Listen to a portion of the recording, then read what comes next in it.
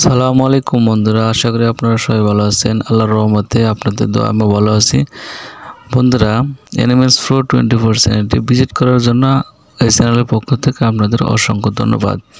বন্ধুরা, আজকে আমি আলোচনা করব যে বাণীটিকে আপনারা দেখতে পাচ্ছেন সেটিকে অবশ্যই আপনার ডিসকভারি চ্যানেল বা বিভিন্ন চ্যানেলের মাধ্যমে আপনারা দেখে থাকবেন। এটিকে আপনারা হয়তো বা কেউ ছাগল ভেবেছেন অথবা কেউ ছাগল ভাবেননি যে আফ্রিকার অন্য কোনো পশু। বন্ধুরা, আপনাদের ধারণা একেবারে ভুল নয়, কারণ এটি একটি ছাগল প্রজাতি যা দক্ষিণ আফ্রিকায় প্রজন্ম। এটি দক্ষিণ আফ্রিকার হলেও এটি বর্তমানে বাংলাদেশের এর ছোঁয়া অনেক রয়েছে। অনেক খামারিরা এইটি আমদানি করেছে, কারণ এটি একটি ছাগল প্রজাতি এবং এর মাংস খুব সুস্বাদু। এবং এই ছাগলগুলাকে বলা হয় বয়ার ছাগল।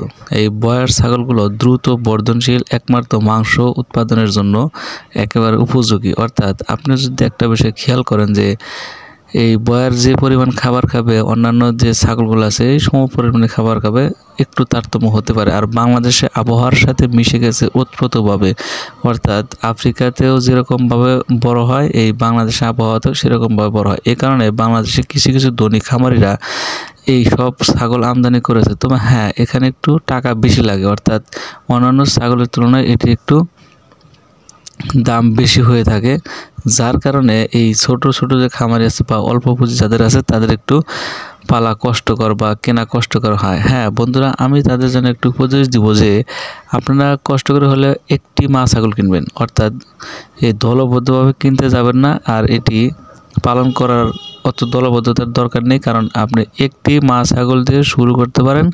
আর একটি মা ছাগল দিয়ে শুরু করলেই আপনারা বুঝতে পারবেন যে আসলে এটি কি পরিমাণ বর্ধনশীল এবং কি পরিমাণ মাংস ধরে এবং এর বাচ্চা কীরকম হয় আর এর খাদ্য অভ্যাস কী পরিমাণ, আপনি সব কিছু জেনে যাবেন। আর আপনি যদি একেবারে 10-20 টাকা শুরু করেন তাহলে একসময় আপনাকে ঝরে পড়তে পারেন।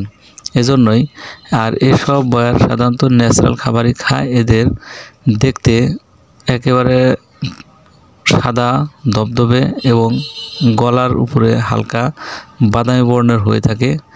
এবং এই দেখেন কি সুন্দর চেহারা, মানে অমায়িক। আর বিশেষ করে পাটা ছাগলের দাড়ি বেশি হয় এবং যেগুলো মা ছাগল আছে এগুলোর দাড়ি কম দেখা যায়। আর এই ছাগলগুলো দেখেন মানে মাংসর জন্য একেবারে উপযোগী, যে হুষ্টপুষ্ট যাকে বলে একবারে।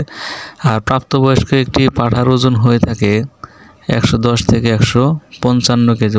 মানে অমায়িক একটা বিষয়। আর মা ছাগলের 90 থেকে 110 কেজি হয়ে থাকে প্রাপ্তবয়স্ক হলে। তো বন্ধুরা, আমি সাজেশন করব যে এটি আপনারা পালন করতে পারেন।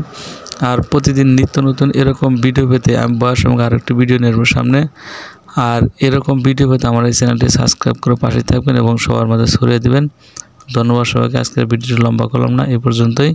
আসসালামু আলাইকুম। বন্ধুরা, ভিডিওটি শেয়ার করে দিবেন সবাই। ধন্যবাদ সবাইকে।